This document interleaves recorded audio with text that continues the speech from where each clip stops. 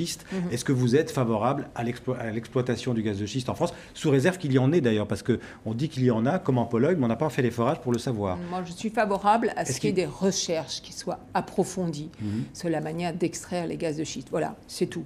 Je suis pour le principe de précaution, c'est-à-dire que tant qu'il n'est pas prouvé que la fracturation hydraulique, enfin tant qu'il n'y a pas une alternative à la fracturation hydraulique... Donc là, vous êtes sur la ligne Hollande. Oui, je ne sais pas. Je suis contente qu'Hollande ait une ligne précise. C'est bien, j'en suis heureuse. Mais c'est vrai que la France, en même temps, n'est pas les États-Unis. C'est-à-dire qu'aux États-Unis, les espaces sont beaucoup plus vastes, beaucoup plus grands.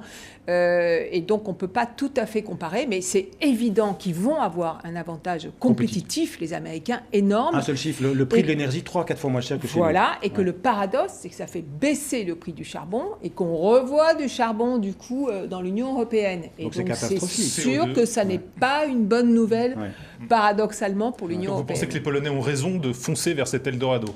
Non, c'est pas ce que je viens de dire.